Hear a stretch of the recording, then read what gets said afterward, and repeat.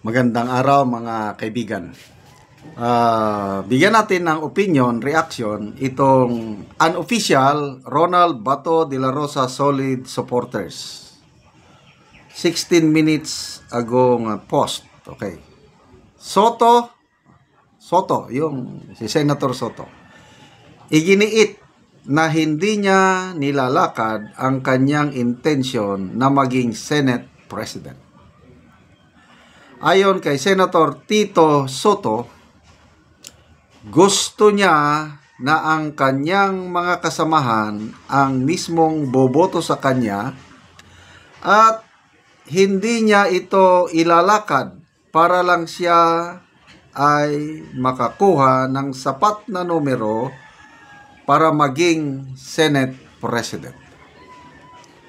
So kung ito ang kanyang statement, kung ihahalal ako ng aming mga kasama at sila'y nag-uusap-usap para gawin ito, tatanggapin ko. Sabi niya. So dagdag pa niya, medyo may pasaring. Hindi ako katulad kasi ng iba na nilalakad talaga na sila'y maging Senate President. So hindi naman niya pinangalanan sino yung iba na nilalakad na maging Senate President. Ang labanan ngayon, parang dalawa na lang ang naririnig ko . Escudero at saka Soto. Si Senator Amy, sabi niya hindi. Nilalapitan lang ako. Nilalapitan lang nila ako, yung mga kasama nilang senador, gusto nilang akong mag-Senate President para makipagbardagulan kay Tambaloslos. Ganon. So, dahil si Senator Amy lang talaga ang may lakas loob na makipagdagulan kahit sino. Di ba? But I believe, naniniwala ako na walang intensyon si Senator Amy na lalaban pa sa magiging Senate President. Okay, marami sa ating DDS ang nagsasabi na dapat si Senator Marcoleta ang maging Senate President. Tingin ko, hindi na rin yan ambisyonan ni Senator Marcoleta dahil bagong salta pa lang . Isa lang ang alam kong gusto niya. At ito ang kanyang tatargetin, maging chairman ng Blue Ribbon Committee. Wow!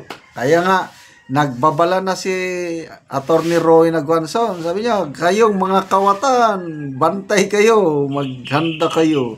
Pag nakuha ni Senator Marcoleta ang chairmanship ng Blue Ribbon, wala na kayo, magtago na kayo. So, dalawa na lang sila. Ito, sabi ni Senator Soto, hindi daw niya nilalakad. Bahala daw ang mga kasamahan, mag-usap-usap. Na may nabasa kong post noon, Senator Bongo, Senator Bato, nagsabi na nilalapitan daw silang mga Duterte Black. Nilalapitan sila both kampo ni Soto at kampo ni Escudero para suportahan ang presidency either Soto or Escudero. So ngayon, na sinasabi ni Senator Soto na ipaubayan na lang sa mga kasamahan, anong ibig sabihin nito? Posible siguro. Kasi dati naman siyang Senate President. Posible. Kung gusto ng kasama niya, majority 13, tatanggapin niya. Kaya lang, kung wala siyang makuhang enough numero, edi okay lang. Palagi ko pwede yun. So, hindi niya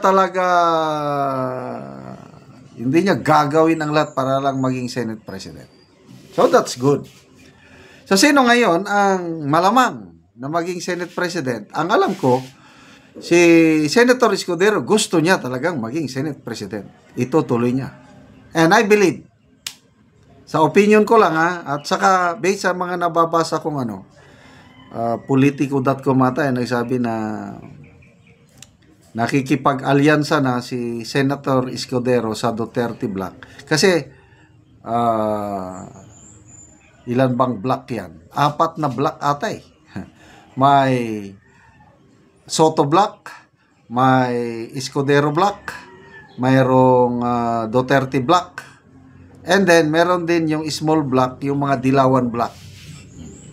According to Professor Malutikia, yung bilang niya, of the 24 members ng Senate, 7 ang members ng Escudero Block, 7 ang members ng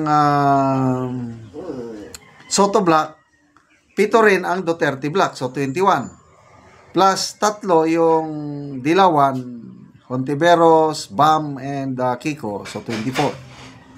So ang nakikita ni Professor Malutikia, most likely ang Dilawan Block yung 3 susuporta kay Soto. So 10 sila. Kulang. Ang wala ka may tumatawag.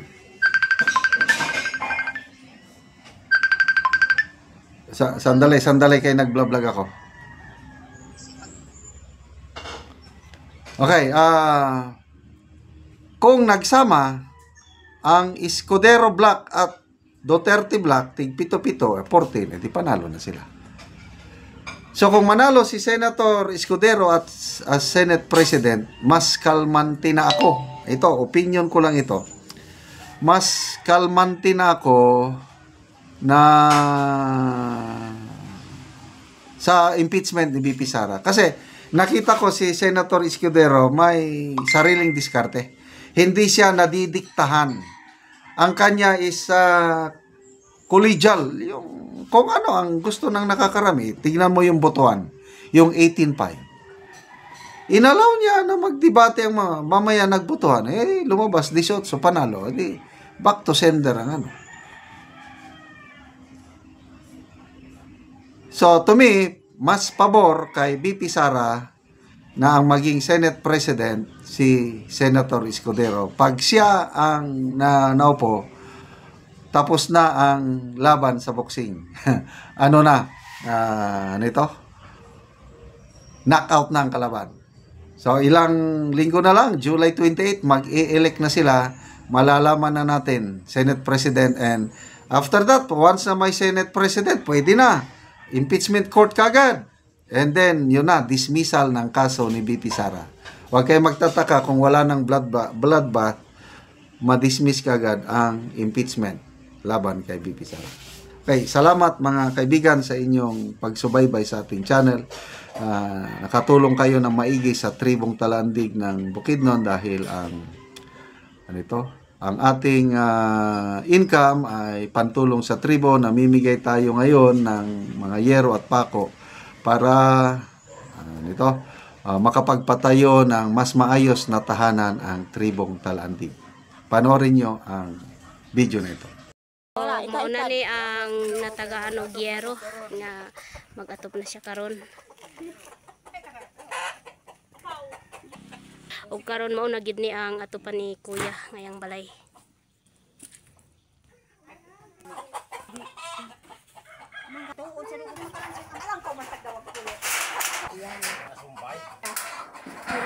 Huwag mo na lang gamit sa atop pag muna lang gamit sa salog para salog o dingding.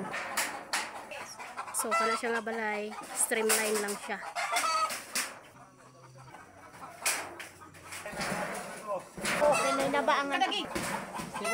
Karon no managid si kuya og atop sa iyang balay. Atop lagi na sa among balay. Salamat sa Ginoo. Kung nindot na gid kaayo kay human gid siya ang kuya atop sa iyang balay.